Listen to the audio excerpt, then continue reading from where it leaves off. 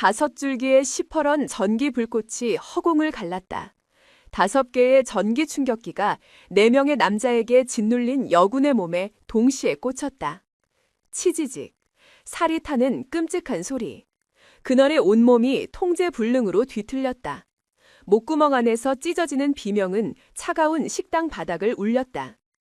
최광민 대령은 그 곁에 서서 역겨운 미소를 입에 걸었다. 그의 목소리는 혐오로 가득 차 있었다. 입 함부로 놀리는 신참은 고압전류랑 주둥이 중에 뭐가 더 질긴지 직접 알아봐야지. 수백 명의 병사들이 그 주위를 둘러싼 채 숨소리조차 내지 못했다. 그들은 그저 힘없는 여군 하나가 공개적으로 짓밟히는 모습을 보고 있었다.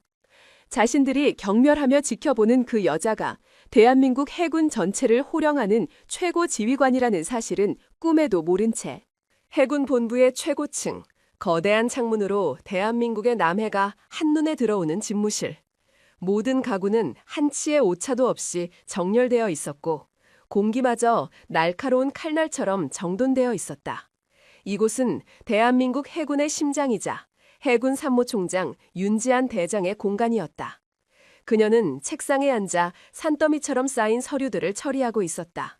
그녀의 움직임에는 불필요한 동작이 단 하나도 없었다. 한 장의 서류를 검토하고 결제 도장을 찍는 시간은 정확히 15초를 넘지 않았다. 그 모습은 마치 정밀하게 프로그래밍된 기계와도 같았다.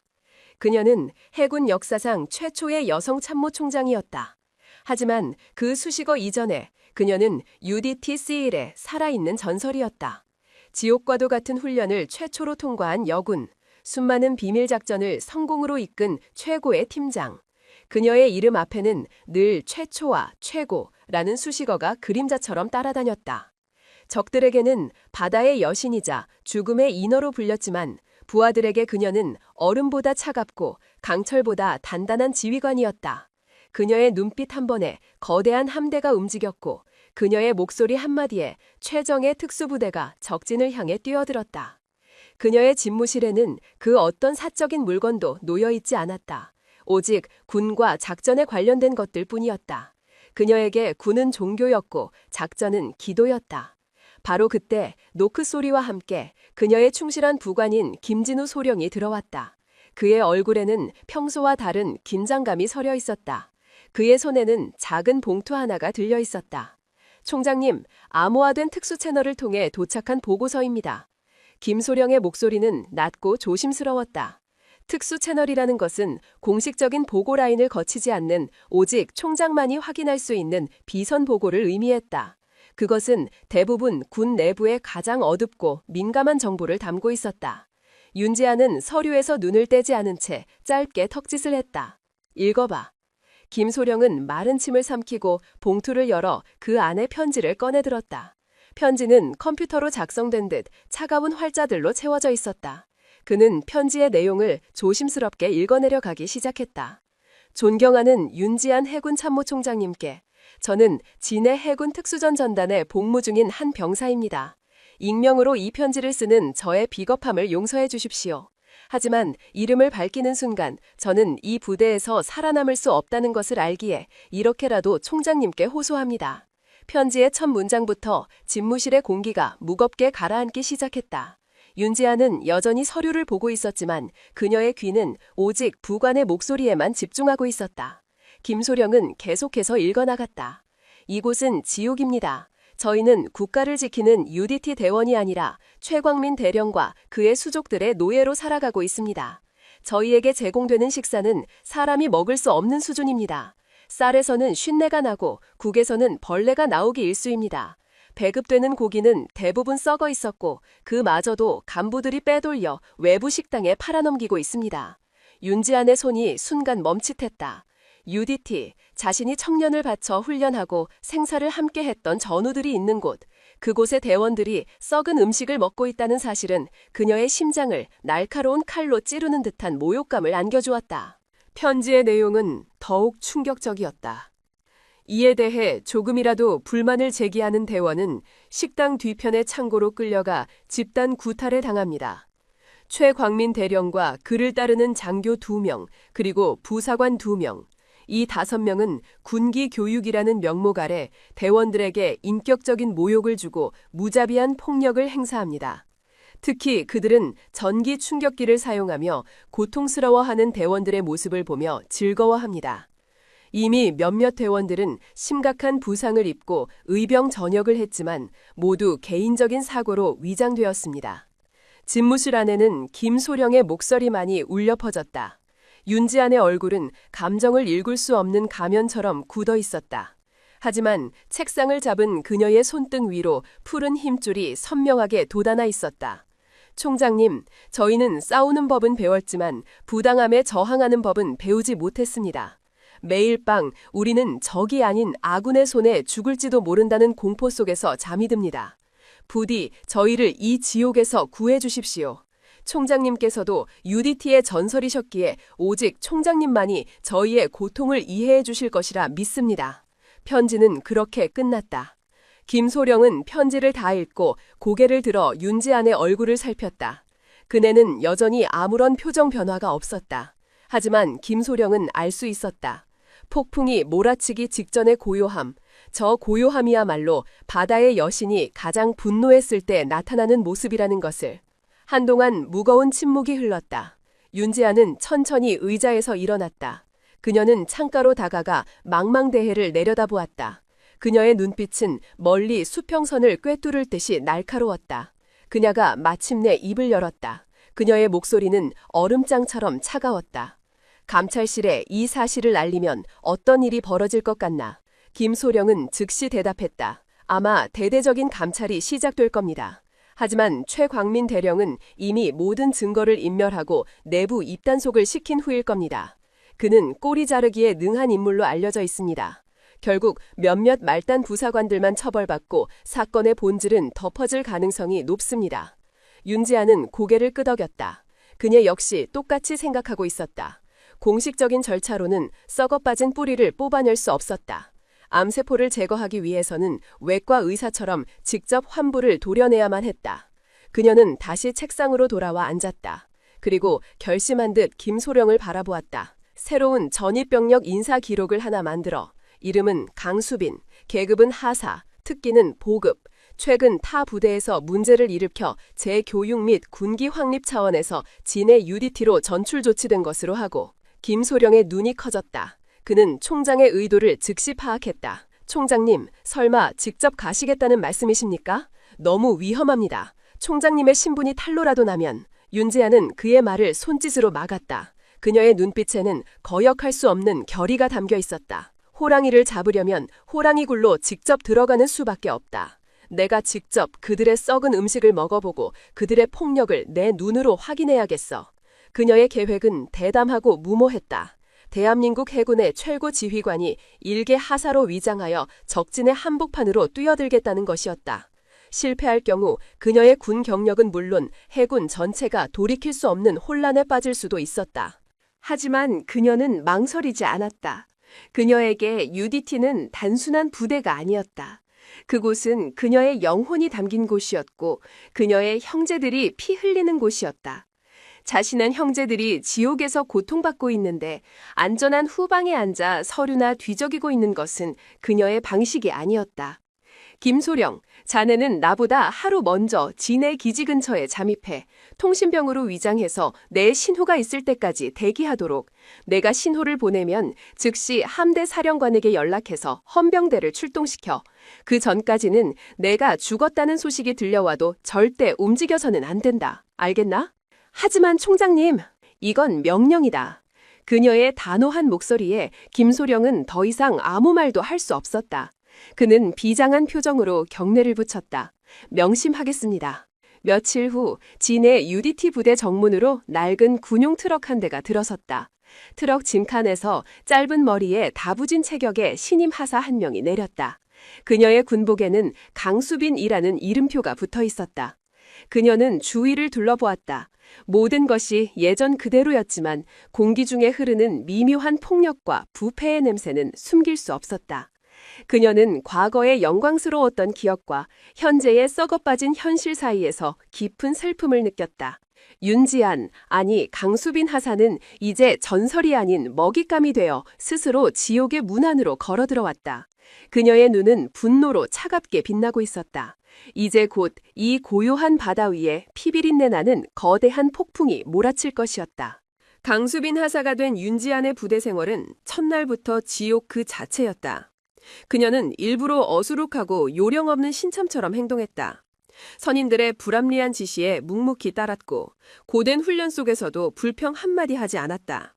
그녀의 그런 모습은 부패한 권력에 취해 있던 간부들의 눈에 그저 만만하고 괴롭히기 좋은 먹잇감으로 보일 뿐이었다. 그들은 그녀가 여군이라는 이유로 더 노골적인 조롱과 멸시를 퍼부었다. 어이, 강하사, 여자가 무슨 깡으로 UDT에 지원했나? 밤에 남자들 심심하지 말라고 서비스라도 해주러 왔어? 저질스러운 농담과 함께 음흉한 웃음소리가 터져나왔다. 윤지아는 대답 대신 그저 묵묵히 총기를 손질했다. 하지만 그녀의 귓가에는 모든 모욕적인 말들이 하나하나 새겨지고 있었다. 그리고 그녀의 눈빛 깊은 곳에서는 차가운 분노의 불꽃이 조용히 타오르고 있었다. 전이 본 지 사흘째 되던 날 점심시간, 모든 사건의 도화선이 될 운명의 시간이 다가왔다. 식당에 들어선 순간 역한 냄새가 코를 찔렀다. 음식물 쓰레기통에서 나는 듯한 시큼하고 퀴퀴한 냄새였다. 수백 명의 UDT 대원들은 이미 자리에 앉아 있었지만 누구 하나 수저를 드는 사람이 없었다. 그들의 얼굴에는 체념과 분노가 뒤섞인 죽은 사람과 같은 표정만이 떠올라 있었다. 윤지아는 식판을 들고 배식대 앞으로 갔다. 그리고 그녀는 자신의 눈을 의심했다. 밥은 며칠은 묵은 것처럼 누렇게 변색되어 있었고 딱딱하게 굳어 있었다. 멀건 구간에는 정체 모를 벌레 몇 마리가 둥둥 떠다녔다. 유일한 반찬인 김치는 물러터져 형체를 알아볼 수 없었고 멀리서도 시큼한 냄새가 진동했다. 이것은 군인에게 지급되는 식사가 아니었다. 가축에게 주는 사료, 아니 그보다도 못한 음식물 쓰레기였다. 그녀는 분노로 온몸이 떨리는 것을 느꼈다. 이 젊고 건강한 사내들, 국가의 부름을 받고 가장 위험한 곳으로 뛰어들어야 하는 최정예 대원들이 매일같이 이런 쓰레기를 먹으며 훈련하고 있었다. 이것은 단순한 비리를 넘어 국가 안보를 종먹는 명백한 이적 행위였다. 그녀는 식판을 든 채 굳은 표정으로 서 있었다. 그때 주방에서 배식을 감독하던 행정보급관이 다가와 그녀를 툭 쳤다. 뭐해 안 받고 너 하나 때문에 줄이 다 밀리잖아. 윤지아는 천천히 고개를 들어 그를 바라보았다. 그녀의 목소리는 의외로 차분하고 조용했다. 이것은 사람이 먹을 수 있는 음식이 아닌 것 같습니다. 그녀의 말에 식당 안의 모든 소음이 순간 멎었다. 수백 명의 대원들이 일제히 그녀를 쳐다보았다. 그들의 눈에는 놀라움과 함께 저신참 미쳤구나 하는 동정심이 서려 있었다. 행정보급관의 얼굴이 당황하고 붉어졌다. 그는 주위를 살피며 목소리를 낮춰 경고했다. 너 지금 무슨 소리 하는 거야? 죽고 싶어 환장했어? 그냥 주는 대로 처먹고 꺼져. 하지만 윤지아는 물러서지 않았다. 그녀는 오히려 목소리를 조금 더 높여 식당 안의 모든 사람이 들을 수 있도록 말했다. 다시 한번 말씀드리겠습니다. 이것은 사람이 먹을 수 있는 음식이 아닙니다. 저는 이런 음식을 먹으며 조국을 위해 목숨을 바칠 수 없습니다. 당장 책임자를 불러주십시오. 정적이 흘렀다. 그 누구도 감히 입 밖으로 꺼내지 못했던 말을 이 신참 여군이 모두의 앞에서 내뱉은 것이다. 대원들의 눈빛이 조금씩 변하기 시작했다. 체념 속에 잠들어 있던 분노의 불씨가 그녀의 용기 있는 한마디에 다시 타오르기 시작했다. 바로 그때였다. 식당 문이 거칠게 열리고 5명의 사내가 들어섰다. 최광민 대령과 그의 충실한 사냥개들이었다. 그는 방금 일어난 소동을 보고받은 듯 불쾌한 표정으로 성큼성큼 걸어왔다. 그의 뒤를 따르는 4명의 간부들 얼굴에는 잔인한 미소가 걸려 있었다. 최광민은 윤지안의 앞에 멈춰섰다. 그는 그녀의 이름표와 식판을 번갈아 쳐다보더니 코웃음을 쳤다. 니년이군. 감히 내 부대에서 소란을 피운 게. 그의 목소리에는 상대를 인간으로조차 보지 않는 오만함과 멸시가 가득했다. 윤지아는 그를 똑바로 마주보며 조금도 물러서지 않고 대답했다. 소란이 아니라 정당한 문제 제기입니다. 대령님께서는 이 음식을 드실 수 있겠습니까? 그녀의 당돌한 대답에 최광민의 미간이 꿈틀거렸다. 감히 일개 하사가 UDT의 왕인 자신에게 대든다는 사실을 믿을 수 없었다. 그는 오늘 본보기로 이 건방진 계집애의 군기를 확실하게 잡아서 다시는 그 누구도 자신에게 저항할 엄두를 내지 못하게 만들어야겠다고 결심했다. 그는 옆에 있던 부하들에게 턱짓을 했다. 이 미친년 끌고 나와. 명령이 떨어지기 무섭게 4명의 간부들이 달려들어 윤재안의 팔과 다리를 붙잡았다. 윤재안은 그들의 손길을 뿌리치려 했지만 4명의 건장한 남자를 당해낼 수는 없었다. 그녀가 든 식판이 바닥으로 떨어지며 쨍그랑하는 요란한 소리를 냈다. 그들은 그녀를 식당 중앙 모든 대원들이 지켜보는 앞으로 질질 끌고 갔다. 무릎 꿇어 한 장교가 그녀의 등을 발로 찼다. 윤재안은 비틀거리며 차가운 바닥에 무릎을 꿇었다. 최광민은 그녀의 앞에 쭈그리고 앉아 그녀의 머리채를 거칠게 움켜쥐고 들어올렸다. 그는 뱀처럼 차가운 목소리로 속삭였다. 주제 파악이 안 되나 본데 내가 오늘 똑똑히 가르쳐주지. 이 부대에서는 내가 법이고 내가 신이야. 알겠어? 윤재안은 고통 속에서도 그의 눈을 피하지 않고 쏘아보았다. 그녀의 눈빛은 너는 곧 죽는다고 말하고 있었다. 그녀의 저항적인 눈빛에 최광민의 분노가 폭발했다. 퍽! 그의 주먹이 그녀의 얼굴을 강타했다. 윤재안의 입술이 터지며 피가 흘러내렸다. 식당 안에서는 낮은 탄식이 터져나왔지만 누구 하나 감히 나서지 못했다. 그저 공포에 질린 눈으로 잔혹한 폭력을 지켜볼 뿐이었다. 폭행은 거기서 그치지 않았다. 4명의 간부들이 돌아가며 그녀의 복부와 등을 발로 찼다. 그녀는 속에서 올라오는 피를 삼키며 고통을 억눌렀다. 지금 무너지면 안 되었다. 더 확실한 증거, 이놈들이 인간이 아니라는 것을 증명할 완벽한 증거가 필요했다. 한참 동안 폭행을 가하던 최광민은 숨을 헐떡이며 잠시 물러섰다. 그는 이 정도로 이 계집애의 길을 꺾을 수 없다는 것을 깨달았다. 그는 더 강력하고 더 확실한 공포를 보여주기로 마음먹었다. 그는 옆에 있던 부관에게 명령했다. 그거 가져와. 부관은 기다렸다는 듯이 검은 가방에서 5개의 물건을 꺼내 나누어 주었다. 전기 충격기였다. 그것을 본 대원들의 얼굴이 새하얗게 질렸다. 부대 내에서 공공연한 비밀이었던 저주받은 고문도구였다. 최광민은 전기 충격기를 손에 쥐고 치직 소리를 내며 전류를 흘려보냈다. 푸른 스파크가 어두운 식당 안에서 섬뜩하게 빛났다. 마지막 기회를 주지. 지금이라도 잘못했다고 빌면 역에서 끝내주겠다. 하지만 윤지아는 대답 대신 피 섞인 침을 바닥에 뱉었다. 쓰레기 같은 놈. 그것이 끝이었다. 최광민의 얼굴이 광기로 일그러졌다. 그는 악을 쓰듯 소리쳤다. 이 개 같은 년이 니놈들 뭐해? 2년 주둥이에 전기를 쳐박아서 다시는 짓거리지 못하게 만들어. 5개의 전기 충격기가 일제히 그녀의 몸을 향했다. 치직, 치직, 치직. 끔찍한 소음과 함께 5줄기의 고압 전류가 그녀의 온몸을 관통했다. 그녀의 몸이 활처럼 휘었다. 눈앞이 번쩍이며 모든 감각이 타들어가는 듯한 고통이 덮쳐왔다. 비명조차 지를 수 없었다. 그녀의 입에서는 그저 컥, 컥 하는 소리만이 새어나올 뿐이었다. 그녀의 의식이 점점 희미해져 갔다. 죽음의 그림자가 그녀의 목을 조여왔다. 하지만 그녀는 포기하지 않았다. 그녀는 마지막 남은 정신력을 쥐어짰다. 이대로 죽을 수는 없었다. 이 모든 것을 지켜본 수백 명의 부하들 앞에서, 그리고 자신을 지옥으로 밀어넣은 이 악마들 앞에서 여신이 어떻게 강림하는지를 똑똑히 보여주어야만 했다. 의식이 끊어지기 직전 그녀는 마지막 힘을 다해 찢어진 군복 상의에 단추를 움켜쥐었다. 이제 곧 이 지옥 같은 식당에 피의 복수가 시작될 시간이었다. 고압 전류가 온몸을 태우는 극심한 고통 속에서 윤재안의 의식은 잠시 아득해졌다. 그녀의 눈앞으로 지난 군 생활이 주마등처럼 스쳐 지나갔다. 지옥 같았던 UDT 훈련, 생사를 넘나들었던 비밀 작전들, 그리고 피를 나눈 전우들의 얼굴. 그녀는 생각했다.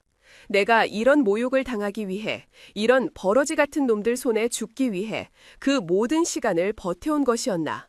아니다. 그럴 수는 없었다. 그녀의 눈이 번쩍 뜨였다. 그녀의 눈동자 깊은 곳에서 잠들어 있던 바다의 여신이 포효하며 깨어났다. 죽음의 문턱에서 돌아온 그녀의 눈빛에는 더 이상 고통이나 두려움이 담겨 있지 않았다. 오직 적을 향한 차갑고 무자비한 분노만이 파도처럼 몰아치고 있었다. 그녀는 짐승과 같은 신음을 터뜨리며 초인적인 힘으로 몸을 뒤틀었다. 그녀를 짓누르고 있던 4명의 장정들이 순간 움찔하며 균형을 잃었다. 바로 그 찰나의 순간을 그녀는 놓치지 않았다. 그녀는 바닥을 짚고 용수철처럼 튀어올랐다. 그녀의 움직임은 너무나도 빠르고 정교해서 마치 한 마리의 흑표범처럼 보였다. 그녀는 가장 가까이 있던 부사관의 손목을 꺾어 전기 충격기를 빼앗아 들었다. 니놈들은 방금 엄청난 실수를 한 거다. 그녀의 목소리는 피를 토한 직후라고는 믿을 수 없을 정도로 낮고 차갑게 울려 퍼졌다. 그녀의 입가에 묻은 피가 그녀를 더욱 위협적으로 보이게 만들었다. 최광민과 그의 부하들은 순간 당황했다. 저항할 힘조차 없을 줄 알았던 계집애가 갑자기 다른 사람처럼 돌변했기 때문이었다. 하지만 그들은 여전히 수적으로 우세했고 자신들이 이 공간의 절대 권력자라고 믿었다. 이 미친년이 끝까지 발악을 하는구나. 뭐해? 당장 전연의 팔다리를 부러뜨려. 최광민의 명령에 남은 4명이 다시 그녀에게 달려들었다. 하지만 그들이 마주한 것은 더 이상 힘없는 신참 하사가 아니었다. 수많은 실전 경험으로 단련된 대한민국 최강의 인간 병기였다. 그녀는 자신을 향해 뻗어오는 주먹을 가볍게 피하며 상대의 관절을 정확하게 가격했다. 우두둑, 뼈가 부러지는 소름 끼치는 소리와 함께 장교 한 명이 비명을 지르며 쓰러졌다. 그녀는 멈추지 않고 몸을 회전시키며 뒤에서 덮쳐오던 다른 부사관의 턱을 팔꿈치로 가격했다. 퍽 하는 둔탁한 소리와 함께 거구의 남자가 뇌진탕을 일으키며 바닥에 고꾸라졌다. 단 몇 초 만에 2명의 건장한 남자가 전투 불능 상태가 되었다. 식당 안의 모든 대원들은 자신의 눈을 의심했다. 저것은 그들이 알던 어수룩한 신참 강수빈 하사의 움직임이 아니었다. 교과서에도 나오지 않는 오직 실전에서만 볼 수 있는 냉혹하고 효율적인 살인 기술이었다. 최광민과 남은 2명의 부하들은 공포에 질려 뒷걸음질 쳤다. 그들의 눈앞에 있는 것은 더 이상 인간 여자가 아니었다. 분노한 여신의 화신 혹은 지옥에서 올라온 복수의 화신이었다. 윤지아는 천천히 그들에게 다가갔다. 그녀의 손에 들린 전기 충격기에서 푸른 스파크가 위협적으로 튀었다. 그녀는 고통과 멸시를 당했던 그대로 갚아주기로 마음먹었다. 그녀는 바닥에 떨어진 자신의 찢어진 군복 상의를 주워들었다. 그리고는 모든 대원들이 지켜보는 앞에서 그 더러운 옷을 갈기갈기 찢어버렸다. 강수빈 하사라는 거짓된 신분과 함께 헌옷 조각 아래로 깨끗하게 다려진 또 다른 군복이 모습을 드러냈다. 그리고 그 군복의 어깨 위에는 대한민국군의 최고 계급을 상징하는 4개의 별, 다이아몬드 계급장이 밤하늘의 별처럼 찬란하게 빛나고 있었다. 해군 참모총장, 대장 윤지안. 식당 안의 모든 공기가 그 순간 얼어붙었다. 수백 명의 대원들은 숨 쉬는 것조차 잊었다. 그들의 뇌가 눈앞의 광경을 현실로 받아들이기를 거부했다. 자신들이 매일같이 격려하고 TV 뉴스에서나 보던 해군의 최고 지휘관, 그 전설 속의 인물이 지난 며칠간 자신들과 함께 뒹굴고 썩은 밥을 먹고 방금 전까지 자신들의 눈앞에서 짓밟히고 있었다. 최광민 대령과 그의 부하들의 얼굴은 하얀색을 넘어 시체처럼 푸르게 변해갔다. 그들의 동공은 공포로 극단까지 확장되었고 다리는 통제 불능으로 떨리고 있었다. 그들은 자신들이 방금 무슨 짓을 저질렀는지 깨달았다.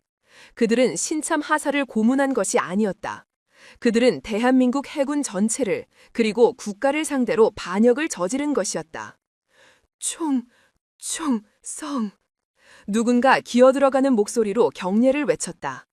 그 소리를 시작으로 식당 안의 모든 대원들이 마치 거대한 파도처럼 일제히 자리에서 일어나 칼 같은 각도로 경례를 붙였다. 충성! 수백 명의 함성이 식당 전체를 뒤흔들었다. 그들의 함성에는 충격과 공포, 그리고 마침내 자신들을 구해줄 구원자가 나타났다는 경외심이 뒤섞여 있었다. 윤지아는 경례를 받지 않았다. 그녀의 시선은 오직 넋이 나간 채 서 있는 최광민에게 고정되어 있었다. 그녀는 자신의 손에 들려있던 전기 충격기의 전압을 최대로 올렸다. 윙 하는 이전보다 훨씬 더 위협적인 소리가 울려 퍼졌다. 내 놈이 그랬지. 고압 전류와 주둥이 중에 뭐가 더 질긴지 알아보자고. 그녀의 목소리는 지옥의 심연에서 올라온 것처럼 차갑고 무거웠다. 지금부터 내가 직접 확인시켜주마. 그녀는 번개처럼 움직였다. 최광민은 저항할 생각조차 하지 못하고 그녀의 손에 목덜미를 잡혔다. 그리고 전기 충격기가 그의 옆구리에 무자비하게 꽂혔다. 크악! 악! 최광민의 입에서 인간의 것이라고는 믿기 힘든 끔찍한 비명이 터져나왔다. 그의 몸이 뻣뻣하게 굳으며 경련을 일으켰고 입에서는 거품이 흘러나왔다. 윤지아는 그가 정신을 잃기 직전까지 전류를 흘려보내다가 그를 바닥에 내팽개쳤다. 그녀는 남은 2명의 부하들에게 시선을 돌렸다. 그들은 이미 전의를 완전히 상실하고 그 자리에 주저앉아 똥오줌을 지리며 용서를 빌고 있었다. 잘못했습니다. 총장님, 살려주십시오. 윤지아는 그들의 비굴한 모습에 경멸의 눈빛을 보냈다. 그녀는 더 이상 자신의 손을 더럽힐 가치도 없다고 판단했다. 그녀는 주머니에서 작은 비상통신기를 꺼냈다. 단 한 번의 버튼을 눌렀다. 신호가 갔다. 정확히 3분 후 식당 바깥에서 수십 개의 군화 소리가 지축을 울리며 다가왔다. 쾅 하는 소리와 함께 식당의 모든 문이 동시에 열리고 완전 무장한 헌병 특수임무대 대원들이 눈사퇴처럼 밀려들어왔다. 선두에 서 있던 헌병 대장은 식당 안의 광경, 특히 4개의 별을 어깨에 단 윤지안의 모습을 확인하고는 경악을 금치 못했다. 그는 즉시 우렁찬 목소리로 외쳤다. 전 부대 차렷! 참모 총장님께 대하여 경례! 충성!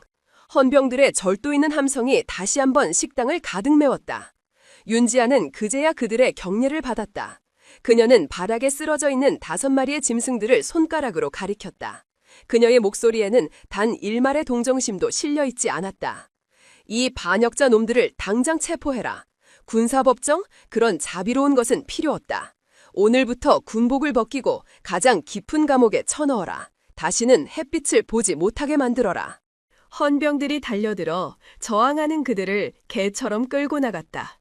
그들이 끌려가며 내지르는 마지막 발악과 저주는 대원들의 환호성 속에 힘없이 묻혀버렸다. 모든 것이 정리된 후 윤지아는 식당 단상 위로 올라갔다. 그녀는 여전히 공포와 흥분 속에서 자신을 바라보고 있는 수백 명의 부하들을 천천히 둘러보았다. 그녀의 입이 열렸다. 그녀의 목소리는 확성기를 통하지 않았음에도 식당 구석구석까지 명확하게 전달되었다. 나는 오늘 여러분의 참모총장으로서 이 자리에 선 것이 아니다. 그녀는 잠시 말을 멈췄다. 나는 여러분과 똑같이 지옥줄을 거쳤고 똑같은 고통을 감내했으며 똑같은 자부심을 가슴에 품었던 여러분의 선배로서 이 자리에 섰다. 그녀의 목소리에 대원들의 눈시울이 붉어지기 시작했다. 여러분은 국가가 가장 신뢰하는 거미자 방패다. 여러분은 썩은 음식을 먹고 동료에게 짓밟히기 위해 이곳에 있는 것이 아니다. 잃어버린 여러분의 명예와 자부심을 내가 오늘부터 되찾아주겠다. 그녀의 선언에 식당은 떠나갈 듯한 함성으로 가득 찼다. 그것은 억압받았던 영혼들의 해방을 알리는 거대한 포효였다. 바다의 여신은 그렇게 자신의 군대에게 다시 강림했다. 하지만 그녀는 알고 있었다. 이것은 끝이 아니라 이제 막 시작된 거대한 전쟁의 서막에 불과하다는 것을. 식당에서의 피해 숙청이 끝나고 진의 UDT 부대는 거대한 폭풍의 눈 안으로 들어갔다. 윤지아는 해군 본부로 복귀하는 대신 최광민 대령의 집무실을 임시 지휘통제실로 삼았다. 그녀는 이 썩어빠진 부대의 뿌리 깊은 고름을 완전히 짜내기 전까지는 단 한 발짝도 이곳을 떠날 생각이 없었다. 부대 전체에는 비상계엄령이 선포된 것과 같은 삼엄한 분위기가 감돌았다. 함대 사령부에서 파견된 헌병들이 모든 출입을 통제했고 부대 내의 모든 통신은 감청 상태에 들어갔다. 윤지아는 가장 먼저 최광민의 핵심 수족으로 움직였던 4명의 장교와 부사관들을 분리 신문하기 시작했다. 그녀는 고문이나 협박을 사용하지 않았다. 그저 얼음처럼 차가운 눈으로 그들을 바라보며 나지막이 한마디를 던질 뿐이었다. 최광민은 끝났다. 너희들도 그놈과 함께 반역자로 군 생활을 마감하고 싶나? 아니면 지금이라도 사실을 말하고 살아남을 길을 찾겠나? 선택은 너희들의 몫이다. 그녀의 말에는 사람의 심리를 꿰뚫어보는 힘이 있었다. 이미 절대 권력이 무너지는 것을 목격한 그들은 서로 먼저 살아남기 위해 앞다투어 자신들이 알고 있는 모든 비리를 불기 시작했다. 그들의 진술은 대부분 식자재 비리와 관련된 것이었다. 최광민이 지역의 한 급식업체와 짜고 저가의 불량 식자재를 납품받는 대가로 정기적으로 뇌물을 상납받았다는 내용이었다. 빼돌린 군 예산의 일부는 자신들의 유흥비로 탕진했으며 일부는 상부의 뇌물로 전달되었다고도 했다. 하지만 윤지아는 무언가 석연치 않음을 느꼈다. 고작 식자재 비리 따위를 위해 UDT의 왕으로 군림하던 최광민이 그렇게까지 잔혹하고 무모하게 부하들을 탄압했을 리가 없었다. 이것은 분명 더 큰 무언가를 덮기 위한 연막에 불과했다. 그가 빼돌린 돌의 액수와 사용처가 정확하지 않아 분명 숨기고 있는 게 더 있어. 그녀는 신문 기록을 검토하며 혼잣말을 했다. 그녀는 수사의 방향을 바꾸기로 결심했다. 하급 간부들이나 병사들 중 분명 이 사건의 진술에 더 가까이 다가갔다가 밉보인 인물이 있을 것이라고 판단했다. 그녀는 부관 김진우 소령에게 최근 최광민에게 특별한 이유 없이 징계를 받거나 보직이 변경된 장병들의 명단을 전부 조사하라고 지시했다. 몇 시간 후 김소령은 한 명의 장교에 대한 기록을 가지고 왔다. 김민준 중위입니다. 해군 사관학교를 우수한 성적으로 졸업한 인재로 UDT에서도 능력을 인정받던 장교였습니다. 하지만 석 달 전 갑자기 무기고 관리장교라는 한직으로 발령받았습니다. 사유는 상관의 지시 불이행으로 기록되어 있습니다. 윤지아는 눈이 날카롭게 빛났다. 무기고, 군대에서 가장 중요하고 민감한 장소 중 하나였다. 그를 당장 내게 데려와. 잠시 후 앳된 얼굴의 젊은 장교 한 명이 지휘 통제실로 들어왔다. 김민준 중이었다. 그의 얼굴에는 불안과 긴장감이 역력했다. 그는 해군의 최고 지휘관 앞에 서 있다는 사실에 잔뜩 얼어 있었다. 윤지아는 딱딱한 태도 대신 부드러운 목소리로 그에게 의자를 권했다. 편히 앉게 김중희, 긴장할 필요 없어. 나는 그저 자네에게 몇 가지 사실을 확인하고 싶을 뿐이야. 그녀는 김중희에게 따뜻한 차를 한 잔 건넸다. 예상치 못한 배려에 김민준 중위의 얼굴에서 긴장이 조금 풀리는 듯했다. 윤지아는 본론으로 들어갔다. 자네 석 달 전에 왜 갑자기 보직이 변경되었나? 상관의 지시 불이행이라고 들었는데 구체적으로 어떤 지시를 거부했지? 그녀의 질문에 김민준 중위의 얼굴이 순간 하얗게 질렸다. 그는 입술을 달싹였지만 차마 말을 꺼내지 못하고 고개만 숙였다. 그의 눈동자는 공포로 심하게 흔들리고 있었다. 윤지아는 그의 어깨에 손을 얹었다. 두려워하지 마라, 김중희. 이제 최광민은 없어. 자네를 해칠 사람은 아무도 없다. 나는 자네를 처벌하기 위해 이곳에 온 것이 아니야. 자네의 용기가 필요해서 부른 것이다. 자네가 알고 있는 진실을 말해줘. 그것이 이 부대를 그리고 자네의 동료들을 구하는 유일한 길이다. 그녀의 진심 어린 목소리에 김민준 중위는 결국 참았던 눈물을 터뜨렸다.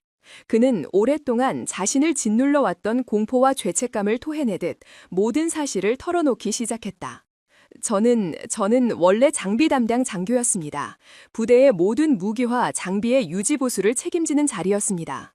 그의 목소리는 심하게 떨리고 있었다. 석 달 전 저는 정기 무기 점검을 하다가 이상한 점을 발견했습니다. 저리 부대가 사용하는 K5 권총의 핵심 부품인 공이치기가 정품이 아닌 조악한 모조품으로 교체되어 있는 것을 수십 정 발견했습니다. 윤지안의 미간이 좁혀졌다. 공이치기는 격발의 핵심 부품이었다. 그것에 문제가 생기면 총은 결정적인 순간에 격발되지 않는 고철덩어리나 다름없었다. 김민준 중위는 계속해서 말했다. 너무나도 이상해서 저는 다른 무기들도 몰래 점검해 보았습니다. 결과는 더욱 충격적이었습니다. 소총의 가늠새, 기관총의 총열, 심지어 대원들이 사용하는 잠수 장비의 산소통 별부까지 수많은 장비들의 핵심 부품들이 값싼 중국산 불량 부품으로 교체되어 있었습니다. 이것은 명백한 살인 행위였습니다. 그는 분노와 공포로 몸을 떨었다. 저는 이 사실을 즉시 최광민 대령님께 보고드렸습니다. 하지만 그는 제 보고서를 그 자리에서 찢어버렸습니다. 그리고 저에게 네가 헛것을 본 모양이군. 다시 한번 이따위 소리를 짓거리면 내 군복을 벗겨버릴 줄 알아라 라고 협박했습니다. 그리고 며칠 뒤 저는 무기고 관리장교로 쫓겨났습니다. 그 누구와도 접촉할 수 없는 외딴 곳으로요. 모든 퍼즐 조각이 맞춰졌다. 최광민의 진정 범죄는 식자재 비리가 아니었다. 그는 군의 전투력과 직결되는 무기 부품들을 빼돌려 팔아넘기고 그 자리를 불량 부품으로 채워 넣는 방식으로 막대한 이익을 챙기고 있었던 것이다. 식자재 비리와 잔혹한 폭력은 이 더 거대하고 추악한 범죄를 덮기 위한 위장막에 불과했다. 윤지아는 주먹을 불끈 쥐었다. 손마디가 하얗게 변했다. 분노가 머리끝까지 치밀어 올랐다. 이것은 단순히 돈을 횡령한 수준이 아니었다. 적진의 심장부에서 임무를 수행해야 하는 UDT 대원들의 등 뒤에 아군 지휘관이 직접 비수를 꽂은 것이나 다름없었다. 그녀는 즉시 부관에게 명령했다. 당장 부대 내의 모든 무기고와 장비 창고를 전면 폐쇄하고 헌병 통제하에 모든 장비에 대한 정밀 검사에 착수해 먼지 하나까지 전부 다 뒤져. 동시에 그녀는 체포된 최광민의 사무실과 숙소에 대한 압수수색을 지시했다. 그녀는 직감했다. 그의 공간 어딘가에 이 모든 범죄를 증명할 결정적인 증거, 비밀 장부가 숨겨져 있을 것이라고. 몇 시간 동안의 길고 지루한 수색이 이어졌다. 그리고 마침내 수색팀이 최광민의 집무실 책상 밑에 비밀금고에서 암호화된 노트북 한 대를 발견했다. 군 최고의 사이버 수사팀이 동원되어 암호를 해독하는 데는 그리 오랜 시간이 걸리지 않았다. 노트북 안에는 그녀가 찾던 모든 것이 들어있었다. 지난 수년간의 무기 부품 밀거래 내역, 거래 업체와의 계약서, 그리고 검은 돈이 오고 간 차명 계좌 목록까지. 장부의 규모는 상상을 초월했다. 수백억 원에 달하는 국방 예산이 그의 주머니 속으로 사라지고 있었다. 그런데 장부를 검토하던 윤지아는 돈의 흐름에서 한 가지 이상한 점을 발견했다. 빼돌린 돈의 상당 부분이 정기적으로 한 곳으로 흘러 들어가고 있었다. 그 돈의 최종 종착지는 군 내부 인사가 아니었다. 박성철 의원실 후원금. 그 이름을 확인하는 순간 윤지안의 심장이 차갑게 가라앉았다. 박성철, 현역 3선 국회의원이자 국회 국방위원회의 여당 간사. 국방 예산을 심의하고 결정하는데 막강한 영향력을 행사하는 정치권의 거물이었다. 이제 모든 것이 명확해졌다. 최광민은 바지 사장이었다. 그의 뒤에는 군 전체를 자신의 발 아래 두고 주무르는 거대한 몸통이 숨어 있었던 것이다. 전쟁의 판이 바뀌었다. 이제 그녀의 상대는 군 내부의 썩은 장교 한 명이 아니었다. 국가 권력의 심장부를 장악하고 있는 교활하고 강력한 정치 괴물이었다. 박성철 의원실 후원금. 노트북 화면에 떠 있는 그 6글자는 단순한 단어의 조합이 아니었다. 그것은 대한민국 국방의 심장부에 뿌리내린 거대한 악의 뿌리를 가리키는 피 묻은 이정표였다. 윤지아는 화면을 응시하며 미동조차 하지 않았다. 그녀의 머릿속에서는 수만 개의 퍼즐 조각들이 폭풍처럼 휘몰아치며 하나의 거대한 그림을 완성해 가고 있었다.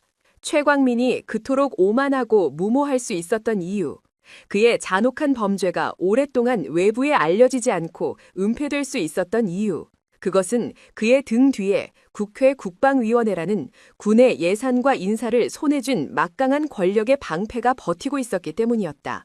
최광민은 무기 부품을 빼돌려 돈을 만들고 그 돈의 일부를 박성철 의원에게 정치자금으로 상납했다. 박성철은 그 대가로 국방부 내 자신의 인맥을 이용해 최광민의 비리를 눈감아주고 오히려 그의 승진을 돕는 방식으로 서로의 이익을 챙겨온 것이다. 군과 정치가 결탁한 가장 추악하고 고질적인 부패의 사슬이었다.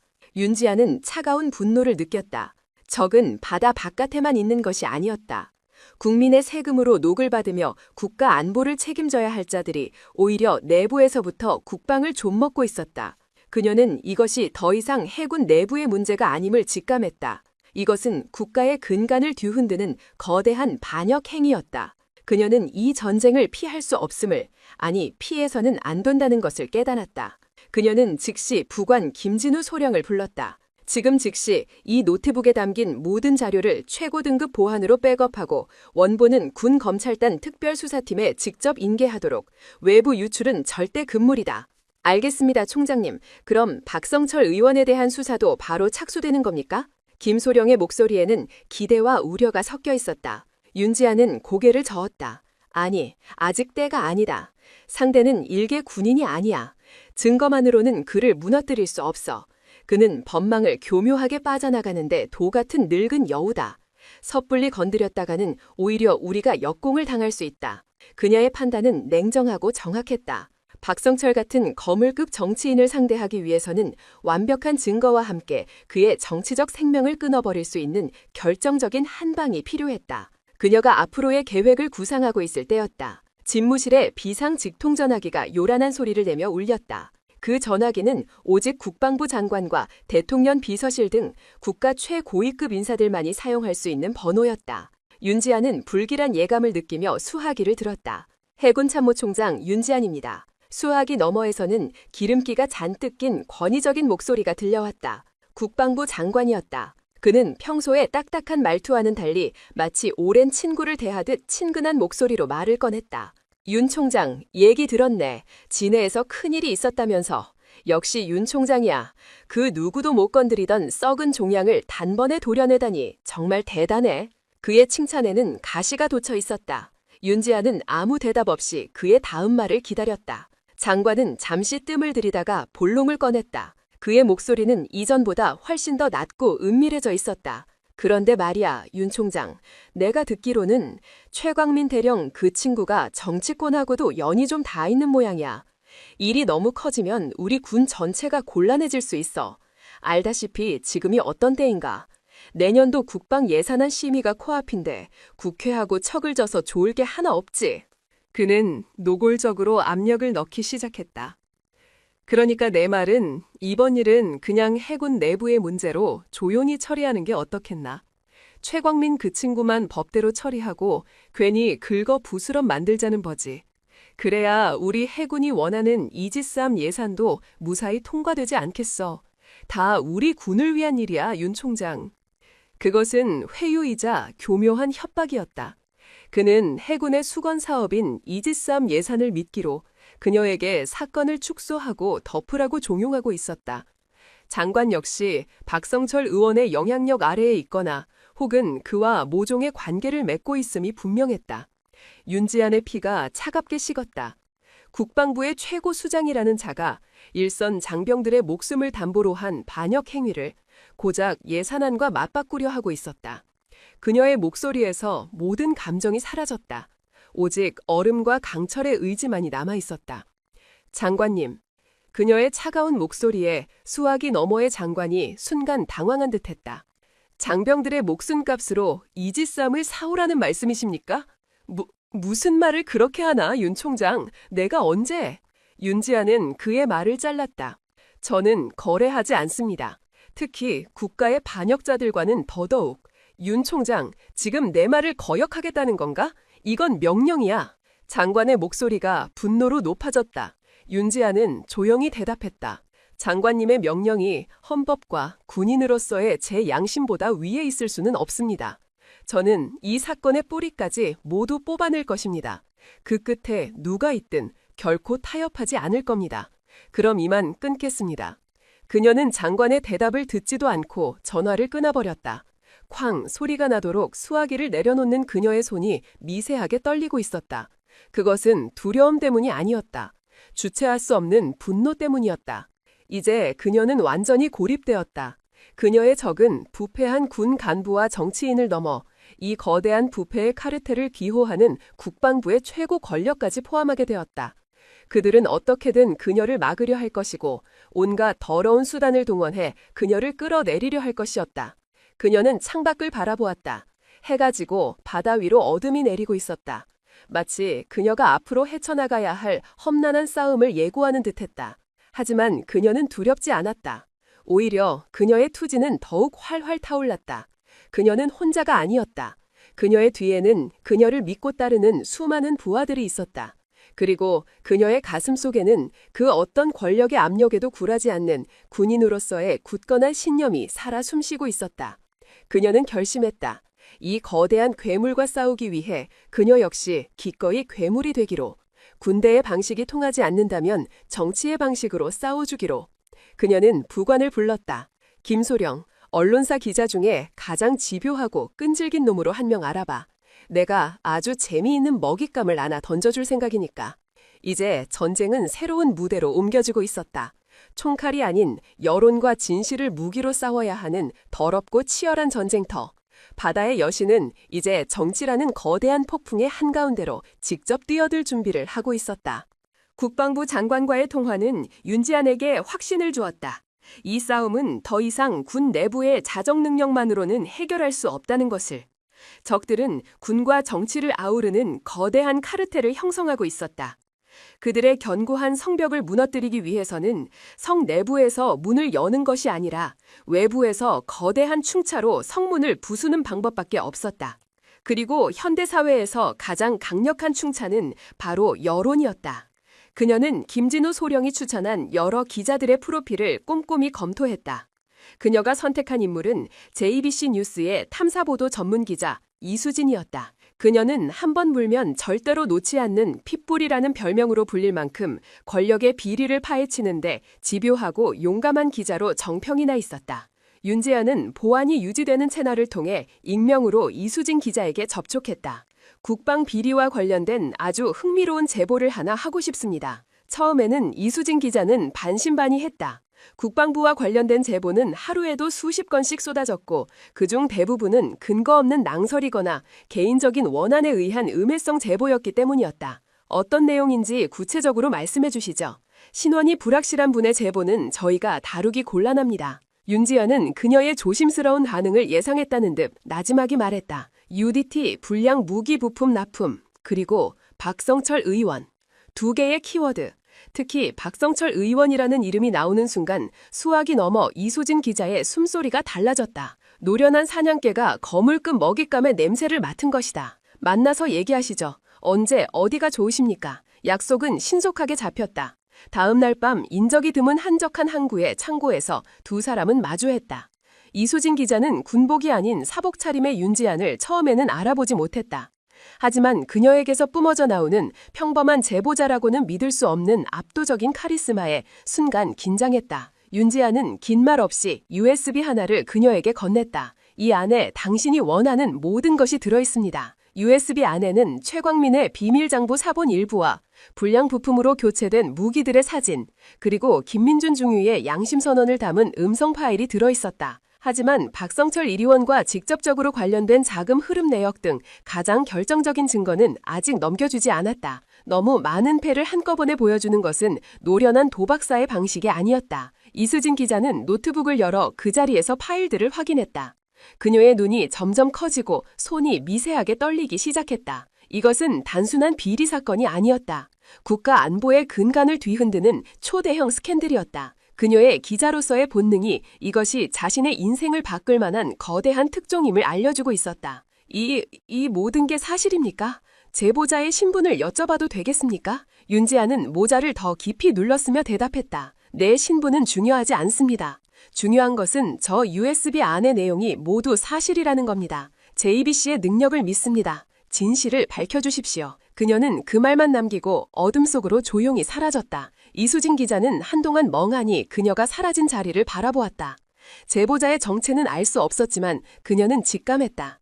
이 거대한 판을 움직이는 제보자는 군 내부의 최고위급 인사 중 한 명일 것이라고. 그날 이후 JBC 뉴스 탐사보도팀은 모든 취재력을 동원해 이 사건에 매달렸다. 그들은 윤지안이 넘겨준 자료를 바탕으로 대명 건설과 방산업체 그리고 최광민의 주변 인물들을 샅샅이 파고들었다. 취재는 극도의 보안 속에서 진행되었다. 박성철 의원의 귀에 들어가는 순간 모든 것이 물거품이 될 수 있었기 때문이었다. 그리고 일주일 후 JBC 뉴스 저녁 메인 뉴스 시간. 앵커는 상기된 표정으로 그날의 첫 번째 뉴스를 전했다. 오늘 저희 JBC는 대한민국 국방의 심장부에서 자행된 충격적인 비리 실태를 단독으로 고발하고자 합니다. 최전방 특수부대인 UDT에 장병들의 목숨을 담보로 한 불량 무기 부품들이 대량 납품되어 온 정황을 저희 취재진이 단독으로 포착했습니다. 뉴스는 시작부터 대한민국 전체를 충격에 빠뜨렸다. 이어진 탐사보도 영상은 더욱 과관이었다.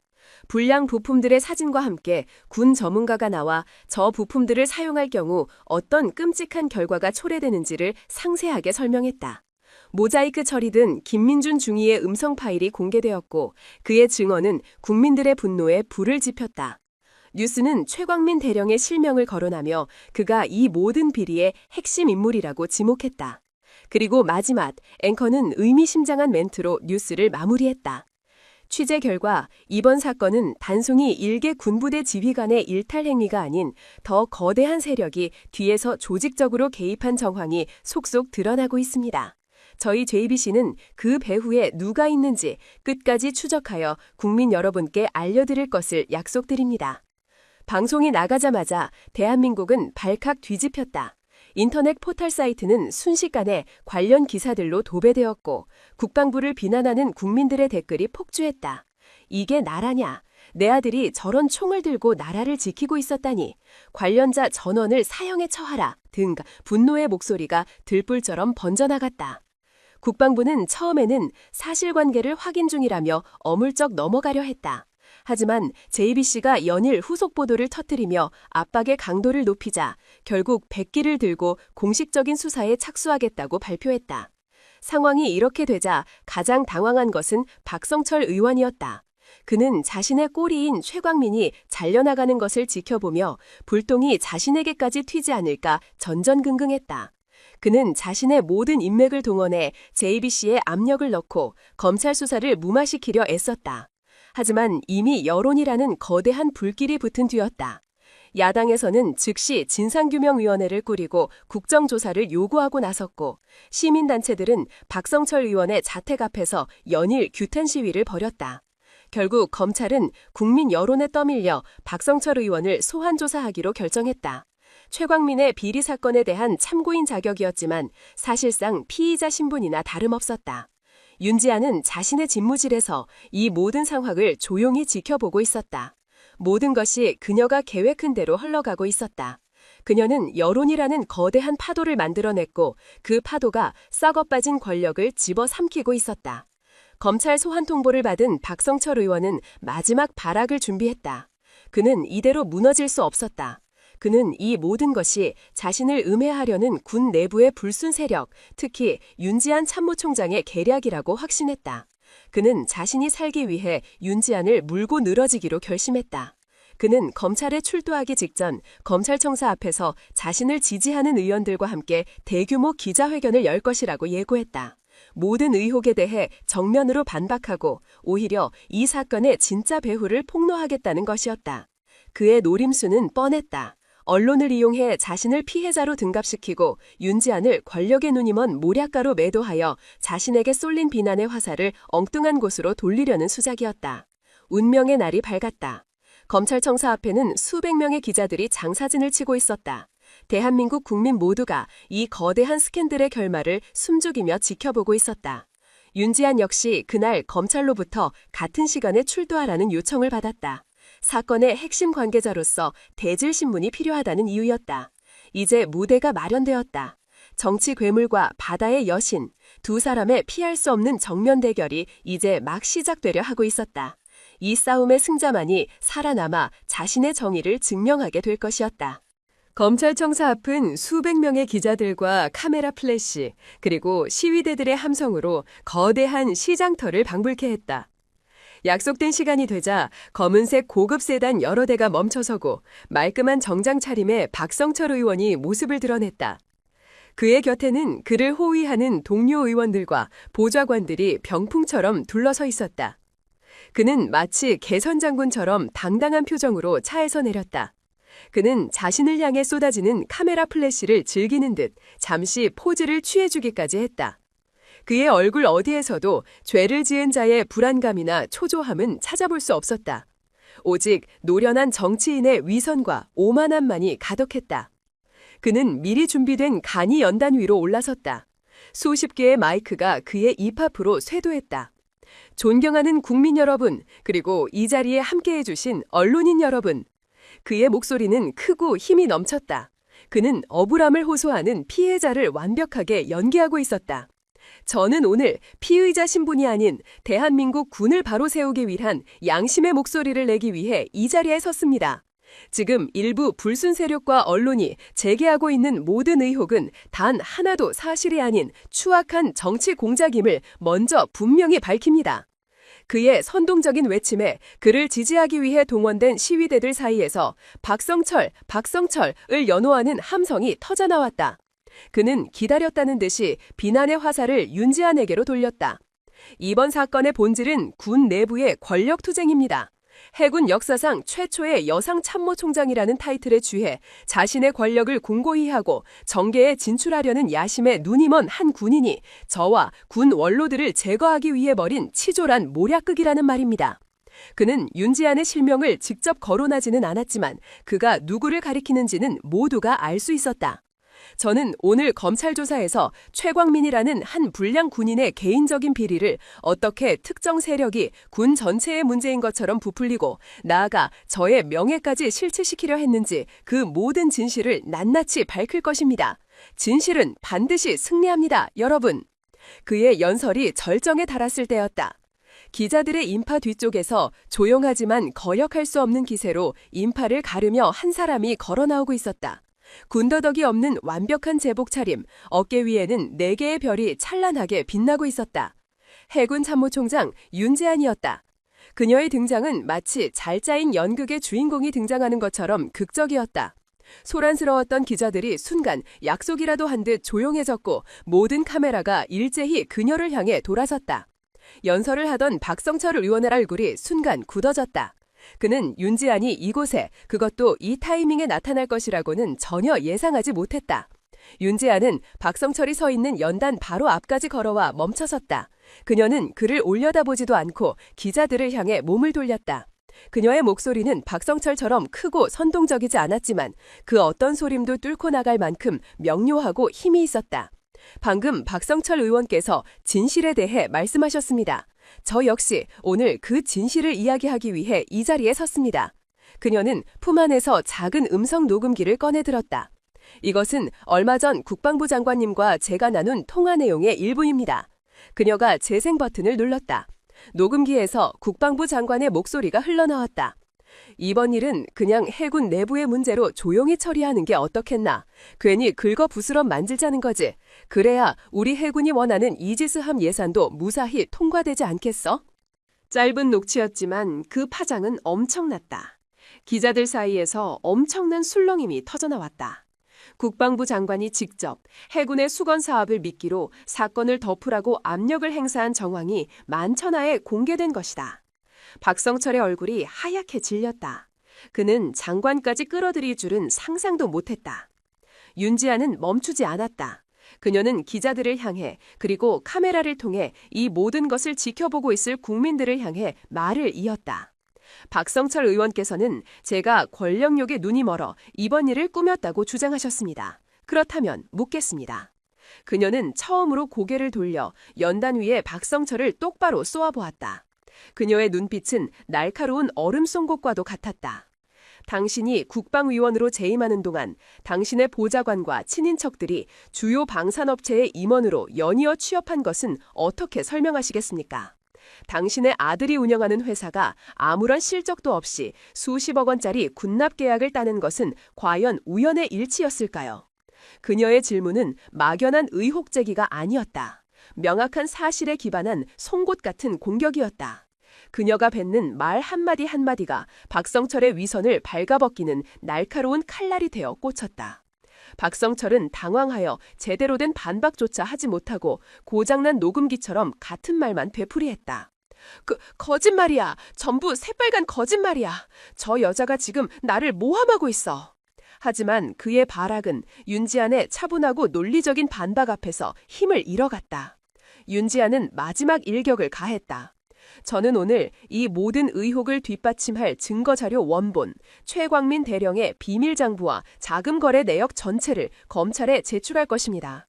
그 장부의 끝에 과연 누구의 이름이 적혀 있을지 국민 여러분께서 똑똑히 지켜봐 주시기 바랍니다. 그녀의 선언에 분위기는 완전히 역전되었다. 이제 그 누구도 박성철의 말을 믿지 않았다. 그는 더 이상 억울한 피해자가 아니었다. 국가 안보를 팔아 자신의 배를 채운 추악한 부패 정치인일 뿐이었다. 기자들의 질문이 박성철에게 폭포수처럼 쏟아졌다. 의원님, 해군 참모총장의 주장이 사실입니까? 아들 회사 특혜 의혹에 대해 해명해 주십시오. 정치자금법 위반 혐의 인정하십니까? 궁지에 몰린 쥐는 고양이를 물기도 한다. 수십 년간 쌓아온 자신의 정치 인생이 눈앞에 저 여자 하나 때문에 송두리째 무너져 내리고 있다는 사실을 깨달은 순간 박성철의 눈에서 이성이 사라졌다. 그의 얼굴이 증오와 광기로 흉측하게 일그러졌다. 그는 더 이상 이성적인 판단을 할 수 없는 상태에 이르렀다. 그의 머릿속에는 오직 단 하나의 생각만이 남아있었다. 저 여자를 죽여야 한다. 저 여자만 없으면 모든 것을 되돌릴 수 있다. 그의 손이 아무도 모르게 품 안으로 향하고 있었다. 정치인에게는 어울리지 않는 차갑고 단단한 금속의 감촉을 향해서 최후의 발악이 이제 곧 시작되려 하고 있었다. 사방에서 터져나오는 카메라 플래시와 기자들의 날카로운 질문 세례에 박성철 의원의 정신은 한계까지 몰려 있었다. 그의 귀에는 더 이상 아무 소리도 들리지 않았다. 그의 눈에는 오직 자신을 나락으로 떨어뜨린 원흉, 얼음처럼 차가운 얼굴로 자신을 내려다보고 있는 윤지안의 모습만이 보였다. 증오가 이성을 집어삼켰다. 그는 이 자리에서 모든 것을 끝장내기로 결심했다. 시끄러워! 그는 악을 쓰듯 소리쳤다. 그의 광기 어린 외침에 소란스럽던 기자들이 순간 움찔하며 조용해졌다. 바로 그 순간 그의 손이 품 안에서 선광처럼 튀어나왔다. 그의 손에 들려있는 것은 마이크가 아니었다. 차갑고 검은 금속 광택을 내뿜는 소형 리볼버 권총이었다. 꺄악! 가장 먼저 권총을 발견한 한 기자가 비명을 질렀다. 그 비명을 신호로 검찰청사 앞은 순식간에 아수라장으로 변했다. 기자들과 시위대들은 공포에 질려 사방으로 흩어지기 시작했고 현장을 통제하던 경찰들은 당황하여 어쩔 줄 몰라 했다. 박성철은 이성을 잃고 미친 듯이 웃기 시작했다. 그래, 다 끝내자. 이 지긋지긋한 연극 여기서 전부 끝내주마. 그는 총구를 윤지안에게 겨누려 했다. 하지만 윤지안의 곁에는 이미 그녀를 보호하기 위해 달려온 부관과 헌병들이 인간 방패를 치고 있었다. 궁지에 몰린 그는 가장 가까이 있던 사람에게 손을 뻗었다. 마침 그의 옆에서 상황을 취재하던 JBC의 이수진 기자였다. 그는 그녀의 머리채를 잡아채 자신의 앞으로 끌어당기고 그녀의 관자놀이에 차가운 총구를 겨누었다. 모두 물러서 한 발짝이라도 더 다가오면 이 여자의 머리통을 날려버리겠어. 이수진 기자의 얼굴이 공포로 새하얗게 질렸다. 현장은 그야말로 일촉즉발의 상황이었다. 경찰 저격수들이 뒤늦게 자리를 잡으려 했지만 인질이 있어 섣불리 쏠 수가 없었다. 모두가 얼어붙어 있는 그 순간 단 한 사람, 윤지안만이 움직이고 있었다. 그녀의 눈은 더 이상 해군 참모총장의 눈이 아니었다. 적의 심장부에서 0.1초의 판단으로 생사가 갈리는 특수작전을 수행하던 UDT 팀장의 눈으로 돌아와 있었다. 그녀의 머릿속에서는 수천 번의 시뮬레이션이 순식간에 이루어졌다. 인질과의 거리 5m, 적의 시선은 군중에게 분산, 오른손에 리볼버, 안전장치는 없는 모델, 격발까지 걸리는 시간 약 1.5초, 내가 목표에 도달하는 시간 약 1.2초, 승산이 있었다. 그녀는 자신을 막아서는 헌병의 어깨를 밀치고 앞으로 나섰다. 그녀는 두 손을 들어 보이며 자신이 비무장 상태임을 알렸다. 진정해 박 의원, 총을 내려놔. 이런다고 아무것도 달라지지 않아. 그녀의 목소리는 놀랍도록 침착했다. 그녀의 차분한 태도는 오히려 광기에 휩싸인 박성철을 더욱 자극했다. 닥쳐! 니년 때문에 내 인생의 전부 끝장났어. 내가 죽더라도 너만은 반드시 지옥으로 끌고 갈 거다. 그는 이수진 기자를 방패 삼아 윤지안을 향해 총구를 천천히 움직이기 시작했다. 바로 그때였다. 윤지안의 몸이 앞으로 튀어나갔다. 그녀의 움직임은 인간의 것이라고는 믿기 힘들 정도로 폭발적이었다. 그녀는 단 2걸음 만에 5m의 거리를 주파했다. 박성철이 그녀의 움직임을 인지하고 방아쇠의 손가락을 거는 순간 그녀는 이미 그의 코앞에 도달해 있었다. 그녀는 자세를 낮추며 그의 총구를 든 팔 아래로 파고들었다. 동시에 그녀의 왼손이 번개처럼 튀어올라 그의 손목을 꺾었다. 크악! 박성철의 입에서 고통에 찬 비명이 터져나왔다. 극심한 고통에 소나귀 힘이 풀리면서 권총이 허공으로 튕겨 올라갔다. 윤지안은 공중에 뜬 권총을 다른 손으로 낚아채는 동시에 몸을 회전시켰다. 그녀의 군화가 바람을 가르는 소리와 함께 박성철의 옆구리를 정확하게 가격했다. 퍽 하는 둔탁한 소음, 갈비뼈가 부러지는 소리였다. 박성철의 거구는 종이 인형처럼 힘없이 날아가 바닥에 처박혔다. 그는 고통스럽게 신음하며 바닥에 쓰러진 채 경련을 일으켰다. 이 모든 일이 일어나는 데 걸린 시간은 단 3초 남짓이었다. 현장의 모든 사람들은 방금 자신들의 눈앞에서 벌어진 광경을 믿을 수 없다는 듯 그저 멍하니 서 있을 뿐이었다. 윤지아는 흩어진 머리를 쓸어 넘기며 아무 일도 없었다는 듯이 바닥에 쓰러진 박성철에게 다가갔다. 그녀는 그의 넥타이를 잡아채 얼굴을 자신의 눈앞까지 끌어올렸다. 그녀의 입술이 그의 귓가에서 악마처럼 속삭였다.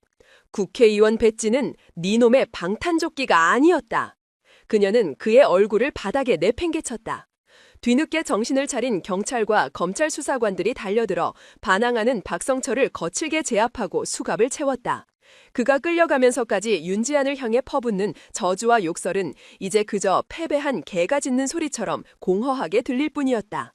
이수진 기자는 다리에 힘이 풀려 그 자리에 주저앉았다. 그녀는 자신을 구해준 여자를 경이로운 눈빛으로 바라보았다. 그녀는 오늘 역사의 현장을 취재한 것이 아니었다. 그녀는 역사 그 자체를 목격했다. 대한민국 해군 참모총장이 맨손으로 무장한 거물급 정치인을 제압하는 장면. 이 충격적인 광경은 수백 대의 카메라를 통해 대한민국 전역에 생중계되고 있었다. 다음 날 모든 신문 일면은 이 사건으로 도배되었다. 바다의 여신, 국회를 심판하다. UDT 전설의 귀환, 3초 만에 무장 국회의원 제압. 부패 정치인의 최후, 법보다 빨랐던 정의의 심판. 박성철 의원은 몰락했다.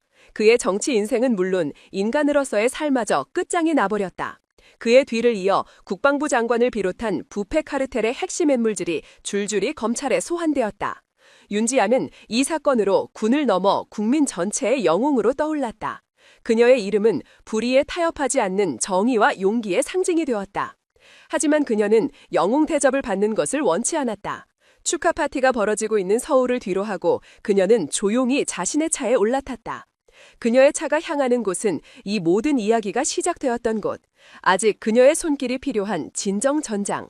상처 입은 부하들이 기다리고 있는 진의 UDT 부대였다. 전쟁은 끝났지만 그녀의 진정 임무는 이제부터 시작이었다. 박성철 의원의 몰락과 함께 거대한 부패 카르텔이 일망타진된 후 대한민국은 한동안 그 후폭풍으로 들썩였다.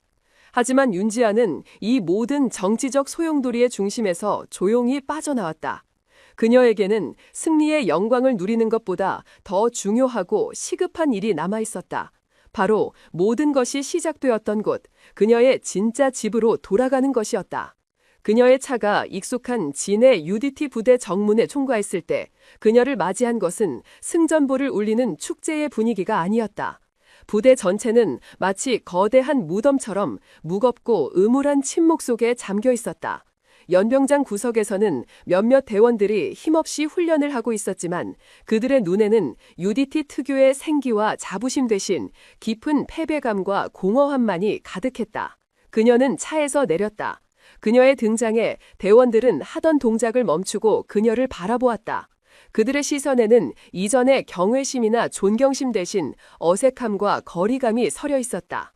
그들은 자신들의 최고 지휘관이 겪었던 끔찍한 모욕의 현장을 바로 눈앞에서 목격했다. 그리고 그 순간 아무것도 하지 못하고 침묵으로 동조했다는 깊은 죄책감과 무력감이 그들의 영혼을 짓누르고 있었다. 그들은 더 이상 스스로를 대한민국 최정예 특수부대원이라고 생각하지 않았다. 그저 불의 앞에서 고개를 숙였던 비겁한 방관자일 뿐이었다. 새로 부임한 부대장은 윤지안에게 달려와 깍듯하게 경례를 붙이며 보고했다. 총장님, 부대 기강이 완전히 무너졌습니다. 대원들은 훈련에 의욕을 보이지 않고 심지어 동료들끼리 서로를 불신하며 마찰을 빚고 있습니다. 이대로는 부대 해체까지 고려해야 할지도 모르는 심각한 상황입니다. 윤지아는 그의 보고를 말없이 들었다. 그녀는 이미 알고 있었다. 최광민과 박성철이라는 썩은 종양은 도려냈지만 그들이 남긴 독은 부대 전체에 깊숙이 퍼져 있었다. 이 상처는 단순히 가해자들을 처벌하는 것만으로는 치유될 수 없었다. 잃어버린 신뢰와 무너진 자부심을 그들의 영혼 깊은 곳에서부터 다시 일으켜 세워야만 했다. 그녀는 결단을 내렸다. 오늘부로 해군 참모총장의 모든 공식 일정을 취소한다. 그녀의 갑작스러운 선언에 부대장과 부관 김진우 소령의 얼굴에 당황한 기색이 떠올랐다. 총장님, 그게 무슨 말씀이십니까? 윤지아는 자신의 어깨에 달려있던 4개의 별이 빛나는 대장 계급장을 망설임 없이 떼어냈다. 그리고 그 계급장을 부대장에게 건넸다. 내가 없는 동안 해군 본부는 부총장이 책임질 것이다. 나는 오늘부터 해군 참모총장 윤지안이 아니라 이 부대의 평범한 교관 윤지안 예비역 대위로 돌아간다. 그녀는 곁에 있던 김진우 소령에게 말했다. 김소령, 당장 내 UDT 훈련복과 장비를 가져오도록. 먼지 쌓인 거 말고 내가 현역 시절 직접 쓰던 걸로.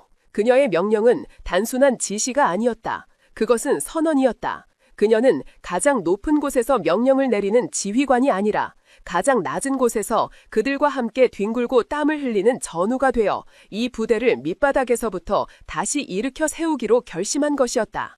잠시 후 그녀는 몸에 딱 맞는 검은색 UDT 훈련복으로 갈아입고 연병장 중앙에 섰다. 그녀의 모습은 더 이상 해군의 최고 지휘관이 아니었다. 전성기 시절 그 어떤 남자 대원보다도 강인하고 날카로웠던 전설의 UDT 팀장, 독사 윤지안의 모습 그대로였다. 그녀는 훈련 중이던 모든 대원들을 연병장으로 집합시켰다. 대원들은 마지못해 그녀의 앞에 도열했지만 여전히 고개를 숙인 채 그녀의 눈을 마주치지 못했다. 윤지아는 그런 그들을 향해 꾸짖거나 질책하는 대신 나지막이 말했다. 고개 들어라. 그녀의 목소리에는 이상한 힘이 있었다. 대원들은 저도 모르게 고개를 들었다. 나는 너희들을 비난하기 위해 이곳에 온 것이 아니다. 그날 그 순간에 너희들이 할 수 있는 일은 아무것도 없었다는 것을 내가 누구보다 잘 안다. 그러니 더 이상 죄책감 따위는 버려라. 그녀의 말에 몇몇 대원들의 눈시울이 붉어졌다. 하지만 그녀의 목소리가 갑자기 칼날처럼 날카로워졌다. 스스로를 동정하고 패배감에 젖어 있는 것은 용서할 수 없다. 너희들은 UDT다. 불가능을 가능하게 만드는 대한민국 최강의 사나이들이다. 그런데 지금 너희들의 모습은 뭔가? 적 앞에서 총 한 번 못 쏴보고 항복해버린 패잔병과 다를 게 뭔가? 그녀의 질책은 아팠지만 동시에 그들의 잠자던 자존심을 건드렸다. 오늘부터 나는 너희들의 선배로서 너희들이 잃어버린 UDT의 영혼을 되찾아주겠다. 훈련은 처음부터 다시 시작한다. 내가 현역 시절 받았던 그대로 그 어떤 타협도 자비도 없는 진짜 지옥 훈련을 시작할 거다. 따라오지 못할 놈은 지금 당장 군복 벗고 꺼져라. UDT에는 약해 빠진 놈이 머무를 자리는 없다. 그녀의 선언에 대원들의 눈빛이 흔들리기 시작했다. 그들의 가슴 속에 꺼져가던 작은 불씨가 다시 타오르기 시작했다. 그렇게 전설의 독사가 직접 주관하는 지옥 훈련이 시작되었다. 그녀는 말뿐만이 아니었다. 그녀는 가장 선두에서 대원들과 똑같이 훈련을 받았다. 차가운 갯벌을 포복으로 기었고 무거운 고무보트를 머리에 이고 수십 킬로미터를 행군했다. 한겨울에 차가운 바닷물에 뛰어들어 생존 수영을 했고 잠도 자지 않고 밤을 새워 독도법 훈련을 했다. 처음에 대원들은 반신반의했다. 아무리 UDT 출신이라고는 하지만 행정직에 오래 있었던 여성이 그것도 대장의 나이에 현역 대원들과 똑같은 훈련을 소화할 수 있을 리가 없다고 생각했다. 하지만 그들의 예상은 완전히 빗나갔다. 윤지아는 그들 중 그 누구보다도 강했다. 그녀는 단 한 번도 낙오하거나 힘든 내색을 보이지 않았다. 오히려 체력이 떨어져 뒤처지는 대원들을 격려하고 그들의 군장을 대신 들어주며 끝까지 함께 갔다. 그녀의 모습에서 대원들은 단순한 육체적 강인함을 넘어선 강철 같은 정신력을 보았다. 그녀는 단순한 교관이 아니었다. 그들과 함께 고통을 나누는 전우였고 그들이 나아가야 할 길을 직접 보여주는 등대였다. 그녀의 헌신적인 모습에 대원들의 마음이 조금씩 움직이기 시작했다. 그들의 눈에서 패배감이 사라지고 예전의 도끼와 생기가 돌아오기 시작했다. 연병장에는 다시 우렁찬 함성과 구령 소리가 울려 퍼졌다. 윤지아는 무너진 부대를 일으켜 세우는 것과 동시에 또 한 사람을 일으켜 세우고 있었다. 바로 자신의 양심을 지키기 위해 용기를 냈지만 그 과정에서 깊은 마음의 상처를 입었던 김민준 중위였다. 그는 최광민 일당이 체포된 후에도 동료들로부터 고자질쟁이라는 은따를 당하며 겉돌고 있었다. 윤지아는 그런 그를 자신의 훈련 조교로 임명했다. 그리고 모두가 보는 앞에서 그의 어깨를 두드리며 말했다. 이 사람이 바로 너희 모두의 목숨을 구하고 UDT의 명예를 지켜낸 진정한 영웅이다. 너희들이 진정 UDT라면 영웅을 존경하고 따를 줄 알아야 한다. 그녀의 말은 김민준 중위에게는 그 어떤 훈장보다도 더 큰 명예와 위로가 되었다. 다른 대원들 역시 자신들의 목숨을 구해준 그의 용기를 뒤늦게 깨닫고 그를 진심으로 인정하고 따르게 시작했다. 그렇게 잿더미 속에서 새로운 UDT가 태어나고 있었다. 더 단단하고 더 강하며 서로를 향한 굳건한 신뢰와 전우애로 무장한 진정한 특수부대의 모습으로. 윤지안이 주관하는 특별훈련 프로그램은 재탄생이라는 코드명으로 불렸다. 그 이름처럼 훈련의 목적은 단순히 대원들의 떨어진 체력을 끌어올리는 것이 아니었다. 그것은 최광민 체제 하에서 뼛속 깊이 박혀버린 패배주의와 개인주의를 완전히 뽑아내고 한 팀이라는 UDT 본연의 정신을 다시 각인시키는 과정이었다. 그녀는 기존의 훈련 방식을 완전히 뒤엎었다. 그녀는 대원들에게 무거운 보트를 머리에 이고 달리게 하는 대신 그 보트를 타고 망망대해로 나가게 했다. 그리고는 지도와 나침반만 던져준 채 수십 킬로미터 떨어진 무인도에 스스로의 힘으로 도달하라는 불가능에 가까운 임무를 부여했다. 나는 너희들에게 노 젓는 법을 가르치지 않는다. 너희들은 이미 세계 최고의 기술을 가지고 있다. 내가 가르치고자 하는 것은 저 거친 파도 앞에서 옆에 있는 전우의 어깨를 믿고 함께 나아가는 법이다. 처음에 대원들은 혼란에 빠졌다. 리더 없이 오직 자율적인 판단과 협력만으로 임무를 완수해야 하는 상황은 그들에게 너무나도 낯설었다. 의견 충돌이 일어났고 서로를 탓하는 목소리가 터져나왔다. 그들이 탄 보트는 망망대해 위에서 목적 없이 표류하기 시작했다. 바로 그때 그동안 동료들 사이에서 겉돌던 김민준 중위가 나섰다. 그는 처음에는 망설였지만 멀리서 자신을 지켜보고 있는 윤지안의 믿음 어린 눈빛에 용기를 얻었다. 모두 그만! 지금 우리가 다투고 있을 때인가? 저길 봐라! 해가 지고 있다. 이대로 밤을 맞으면 우리는 모두 저체온증으로 죽게 될 거다. 그의 외침에 대원들은 잠시 언쟁을 멈췄다. 내가 해군 사관학교에서 항해술을 배웠다. 별의 위치를 이용하면 대략적인 방향을 잡을 수 있다. 나를 믿고 따라와 주겠나? 그의 목소리에는 이전에 없던 단호하고 자신감 있는 힘이 실려 있었다. 대원들은 잠시 서로의 얼굴을 쳐다보았다. 그리고는 말없이 고개를 끄덕였다. 그들은 그에게서 진정한 리더의 모습을 보았다. 그날 밤 그들은 김민준 중위의 지휘 아래 밤하늘의 별을 이정표 삼아 쉬지 않고 노를 저었다. 굶주림과 피로가 극한에 달했지만 누구 하나 불평하지 않았다. 그들은 옆에서 함께 노를 젓는 동료의 거친 숨소리를 들으며 자신들이 혼자가 아님을 깨달았다. 동이틀 무렵 그들의 눈앞에 마침내 작은 섬에 희미한 윤곽이 나타났다. 목표 지점이었다. 그들은 서로를 부둥켜 안고 함성을 질렀다. 그것은 단순히 임무 완수의 기쁨이 아니었다. 불신과 갈등을 극복하고 마침내 하나의 팀으로 거듭난 자들만이 느낄 수 있는 뜨거운 전우애의 확인이었다. 섬에는 윤지안이 먼저 와서 그들을 기다리고 있었다. 그녀는 엉망이 된 몰골로 보트에서 내리는 그들에게 차가운 질책 대신 따뜻한 수프와 마른 담요를 건넸다. 잘했다. 너희들은 오늘 단순한 섬 하나를 정복한 것이 아니다. 너희들 자신의 나약함을 정복한 것이다. 이 순간을 평생 잊지 마라. 그녀는 훈련뿐만 아니라 그들의 생활 속으로도 깊숙이 파고들었다. 그녀는 지휘관 숙소가 아닌 낡고 비좁은 병사들의 내무실에서 그들과 똑같이 잠을 잤다. 식사 시간이 되면 가장 먼저 식판을 들고 줄을 서서 그들과 똑같은 밥을 먹었다. 물론 이제 식사의 질은 해군 본부 직송으로 최상급으로 바뀌어 있었다. 그녀는 저녁 점호 시간이 끝나면 대원들을 동그랗게 둘러앉히고 그들의 이야기를 들어주었다. 훈련의 고충, 집안의 어려움, 미래에 대한 불안감. 그녀는 참모총장이 아닌 인생 선배이자 때로는 따뜻한 어머니처럼 그들의 아픔을 보듬어 주었다. 한 어린 병사가 훈련을 따라가지 못하는 자신 때문에 동료들에게 피해를 주는 것 같다며 눈물을 흘렸다.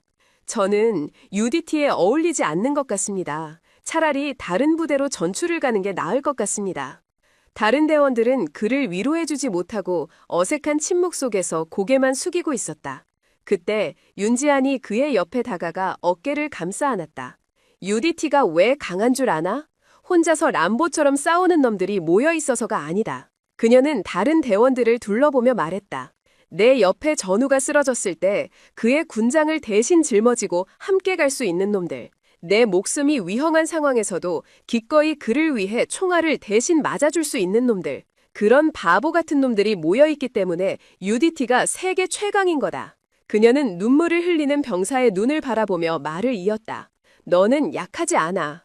다만 아직 네 옆에 동료를 믿는 법을 배우지 못했을 뿐이다. 그리고 너희들 역시 아직 네 동료의 손을 잡아주는 법을 배우지 못했다. 이것이 바로 우리가 함께 배워나가야 할 진짜 훈련이다. 그날 이후 부대의 분위기는 눈에 띄게 달라졌다. 뒤처지는 동료가 있으면 누군가가 말없이 다가와 그의 군장을 나눠들었다. 힘든 훈련이 끝나면 서로의 어깨를 두드리며 격려해 주었다. 그들은 더 이상 경쟁자가 아닌 생사를 함께하는 하나의 운명 공동체, 진정한 팀이 되어가고 있었다. 윤지안의 훈련 방식은 군 내부에서 많은 논란을 불러일으키기도 했다.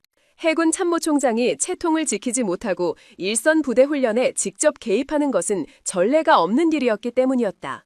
국방부 장관을 비롯한 일부 지휘관들은 그녀의 행동을 비판하며 즉시 본부로 복귀하라고 압력을 넣었다. 하지만 그녀는 흔들리지 않았다. 책상에 앉아 서류에 도장만 찍는 것이 총장의 임무라고 생각한다면 당신들은 군복 입을 자격도 없다. 지휘관의 진정한 자리는 가장 높은 곳이 아니라 가장 낮은 곳, 내 부하들이 눈물 흘리는 바로 그 자리가 되어야 한다. 그녀의 일갈에 그 누구도 더 이상 이의를 제기하지 못했다. 시간이 흘러 재탄생 프로그램이 막바지에 이를 무렵 그녀는 마지막 훈련을 준비했다. 그것은 UDT 훈련의 가장 마지막 관문이자 가장 혹독하기로 유명한 지옥줄을 재현하는 것이었다. 5일 동안 잠을 자지 않고 인간의 한계를 시험하는 극한의 훈련이었다. 이 훈련을 통과하고 나면 너희들은 완전히 새로운 인간으로 다시 태어날 것이다. 하지만 한 명이라도 중도에 포기하면 전환 실패다. 모두가 함께 완주하거나 모두가 함께 실패하거나 선택은 너희들의 몫이다. 그녀의 선언과 함께 마지막 지옥 훈련이 시작되었다. 대원들은 이제 더 이상 망설이거나 두려워하지 않았다. 그들의 눈에는 서로를 향한 굳건한 믿음과 어떤 고난도 함께 이겨낼 수 있다는 자신감이 가득했다. 바다의 여신이 직접 주관하는 지옥 훈련. 그 속에서 대한민국의 가장 위대한 전사들이 불사조처럼 다시 태어나고 있었다. 몇 달간 이어진 윤지안의 특별훈련이 끝난 후 진해 UDT 부대는 겉모습부터 완전히 달라져 있었다. 대원들의 눈빛에서는 이전의 무기력함과 패배감을 찾아볼 수 없었다. 대신 그 자리에는 강철 같은 자신감과 서로를 향한 굳건한 신뢰가 용암처럼 들끓고 있었다. 그들은 이제 단순한 병사들의 집단이 아니라 하나의 살아있는 유기체처럼 움직이는 완벽한 팀이 되어 있었다. 하지만 그들의 진정한 변화를 증명할 무대는 아직 찾아오지 않았다. 군 내부에서는 여전히 참모총장이 직접 나선 시호라며 그들의 변화를 폄하하는 시선이 존재했다. 기회는 예상치 못한 곳에서 찾아왔다. 한미 연합 군사훈련의 일환으로 해군 주도의 대규모 대테러 훈련이 계획되었다. 훈련 시나리오는 가상의 테러리스트들이 민간 여객선을 납치하여 인질극을 벌이는 상황. 각 함대에서 선발된 최정예 특수부대들이 투입되어 제한 시간 내에 테러범을 진압하고 인질을 구출해야 하는 극도로 어려운 임무였다. 원래 이 훈련의 주 공격부대는 해군 최강이라 불리는 다른 UDT 부대가 맡기로 되어 있었다. 하지만 윤지안은 합동참모회의에서 이 임무를 진해 UDT 부대에게 맡겨야 한다고 강력하게 주장했다. 진정한 군인은 가장 어려운 싸움터에서 자신의 가치를 증명하는 법입니다. 그들에게 기회를 주십시오. 제 모든 것을 걸고 그들이 임무를 완수할 것이라고 보장합니다. 그녀의 단호한 주장에 다른 지휘관들은 마지못해 동의했다. 하지만 그들의 눈빛에는 여전히 의구심이 가득했다. 과연 오합지졸이나 다름없었던 부대가 이 중요한 임무를 해낼 수 있을까? 훈련 당일 남해의 공기는 실제 전장처럼 팽팽한 긴장감으로 가득했다. 거대한 민간 여객선 모형이 바다 위에 떠 있었고 그 주위로는 최신의 구축함들이 원형으로 포진하여 해상을 완벽하게 봉쇄하고 있었다. 작전 지휘 통제실의 대형 스크린에는 선박 내부 곳곳에 설치된 CCTV 화면이 실시간으로 중계되고 있었다. 전문 훈련 요원들이 연기하는 테러범들은 실제 상황처럼 선박의 주요 지점을 장악하고 인질들을 위협하며 대한민국 정부에 무리한 요구를 하고 있었다. 작전 개시 시간은 자정, 공격부대는 칠흑 같은 어둠을 뚫고 적에게 발각되지 않은 채 선박에 침투하여 30분 안에 모든 상황을 종료시켜야만 했다. 작전의 총지휘는 윤재한이 직접 맡았다. 그녀는 지휘 통제실에서 헤드셋을 낀 채 침착하게 전장의 상황을 주시하고 있었다. 그녀의 곁에는 이번 작전의 현장 팀장으로 임명된 김민준 중위가 굳은 표정으로 서 있었다. 준비됐나, 김중위? 윤재한의 나지막한 물음에 김민준 중위는 경례를 붙이며 대답했다. 그의 목소리에는 이전에 없던 확신과 용기가 담겨 있었다. 준비됐습니다, 총장님. 저희는 더 이상 과거의 패배자들이 아닙니다. 오늘 저희의 힘을 증명해 보이겠습니다. 자정이 되자 작전이 시작되었다. 수중 스쿠터를 이용한 수중 침투조, 고속 단정을 이용한 해상 침투조, 그리고 헬리콥터에서 로프를 타고 내려오는 공중 침투조, 3개의 팀으로 나뉜 진해 UDT 대원들이 마치 하나의 몸처럼 일사불란하게 움직이며 입체적인 침투를 개시했다.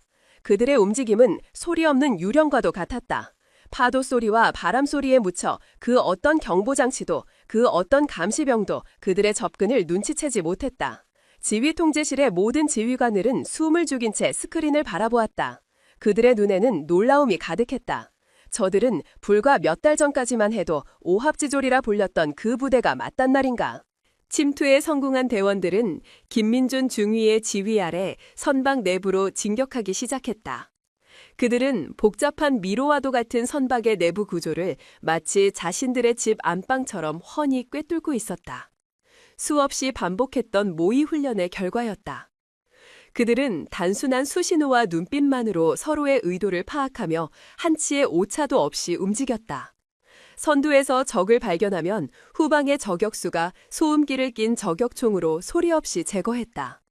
좁은 복도에서는 방패를 든 돌격조가 앞장서서 길을 열었다. 그들은 더 이상 개인으로 싸우지 않았다. 서로의 약점을 보완하고 강점을 극대화하는 완벽한 팀워크를 선보이고 있었다. 마침내 그들은 테러범들이 인질들을 붙잡고 최후의 저항을 하고 있는 중앙홀에 도달했다. 테러범들은 인질들을 인간 방패 삼아 문을 폭파하고 들어오면 인질들을 모두 죽이겠다고 협박했다. 지휘 통제실의 분위기가 다시 무겁게 가라앉았다. 제한 시간은 얼마 남지 않았다. 자칫 잘못하면 인질들에게 큰 피해가 갈 수도 있는 최악의 상황이었다. 모두가 초조하게 다음 작전을 기다리고 있을 때 김민준 중위에게서 통신이 들어왔다. 그의 목소리는 침착했다. 총장님, 플랜 B로 전환을 요청합니다. 플랜 B. 그것은 윤지한과 김민준 중위가 이런 최악의 상황을 대비해 비밀리에 준비해둔 작전이었다. 중앙홀의 천장에 있는 환풍구를 통해 가장 정예 요원 1명을 투입시켜 내부에서 교란을 일으키고 그 순간 외부에서 동시에 진입하여 적을 섬멸한다는 극도로 위험하고 대담한 작전이었다. 윤지한은 잠시의 망설임도 없이 명령했다. 승인한다. 작전 개시. 중앙홀의 천장, 어두운 환풍구 덮개가 소리 없이 열렸다. 그리고 한 줄기 로프와 함께 검은 그림자 하나가 소리 없이 내려왔다. 바로 윤지한이었다. 그녀는 이번 훈련에서만큼은 지휘 통제실에만 머무를 생각이 없었다. 그녀는 자신의 부하들이 가장 위험한 순간에 가장 먼저 그들 곁에 있겠다고 약속했었다. 그녀는 팀의 가장 날카로운 창끝이 되어 직접 적의 심장을 꿰뚫기로 결심한 것이었다. 그녀의 갑작스런 등장에 테러범들은 당황했다. 그들이 그녀에게 총구를 돌리는 순간 바깥에서는 굉음과 함께 섬광탄이 터지고 모든 문과 창문에서 UDT 대원들이 폭풍처럼 쏟아져 들어왔다. 상황은 순식간에 종료되었다.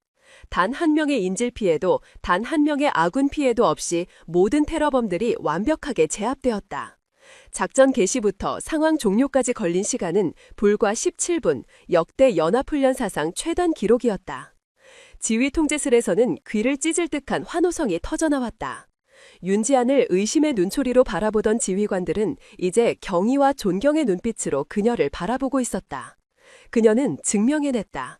자신의 부하들이 그리고 자신의 훈련 방식이 틀리지 않았음을. 잿더미 속에서 불사조는 마침내 완벽하게 부활했다. 이제 그 어떤 적도 그 어떤 시련도 그들을 막을 수는 없을 것이었다. 대테러 훈련이 전례 없는 성공으로 막을 내린 후 진의 UDT 부대의 위상은 하늘을 찌르듯이 높아졌다.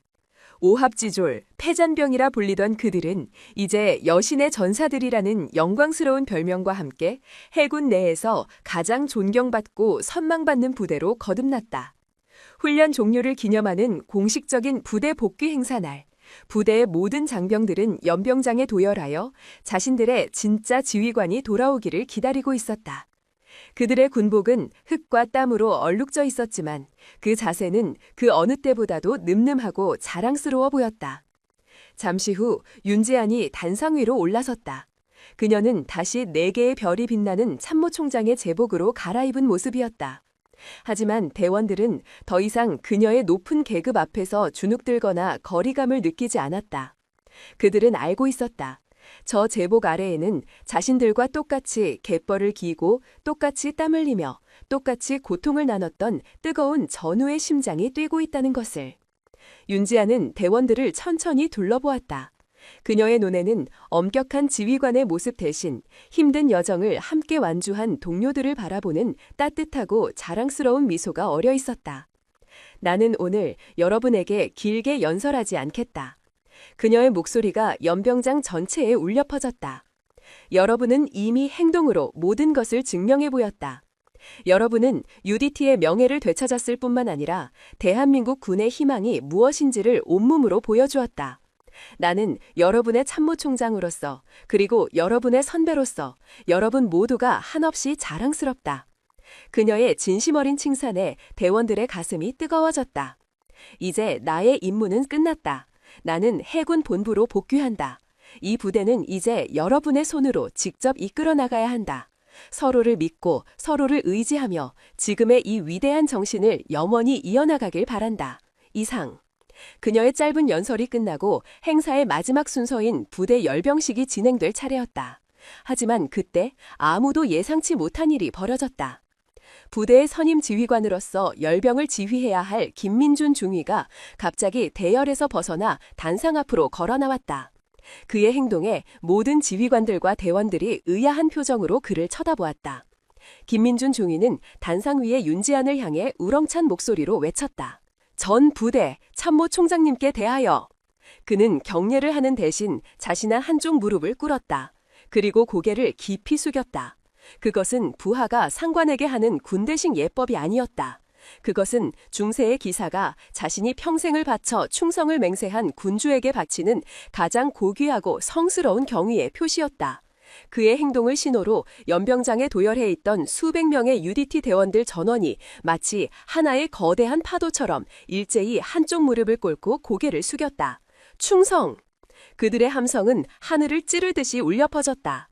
지휘통제실에서 이 광경을 지켜보던 모든 지휘관들은 충격과 감동에 휩싸여 할 말을 잃었다. 그들은 군 역사상 단 한 번도 본 적 없는 가장 장엄하고 아름다운 장면을 목격하고 있었다. 대원들은 그녀에게 해군 참모총장이라는 지위 때문에 복종하는 것이 아니었다. 그들은 자신들을 절망의 늪에서 건져주고 잃어버렸던 영혼을 되찾아 주었으며 진정한 군인이 되는 길을 가르쳐준 단 한 사람의 스승이자 어머니이자 여신을 향해 마음 깊은 곳에서 우러나오는 영원한 충성을 맹세하고 있었다. 윤지아는 눈앞의 광경을 믿을 수 없다는 듯 잠시 멍하니 서 있었다. 얼음 같던 그녀의 눈에서 뜨거운 눈물 한 방울이 뺨을 타고 흘러내렸다. 그녀는 군인이 된 이후 단 한 번도 남들 앞에서 눈물을 보인 적이 없었다. 하지만 오늘만큼은 그녀 역시 자신의 감정을 숨길 수가 없었다. 그녀는 손을 들어 조용히 그들의 맹세에 답했다. 그녀는 더 이상 아무 말도 하지 않았다. 말은 필요 없었다. 그녀는 조용히 단상에서 내려와 자신을 배웅하는 부관의 차에 올랐다. 그녀는 창문 밖으로 여정이 무릎을 꿇은 채 자신을 바라보는 부하들의 모습을 마지막으로 눈에 담았다. 그녀는 떠났다. 하지만 그녀는 알고 있었다. 자신의 영혼 일부는 영원히 이곳 진해의 푸른 바다와 저 자랑스러운 전사들의 가슴 속에 함께 남을 것이라는 것을. 그녀는 단순히 악을 처단한 것이 아니었다.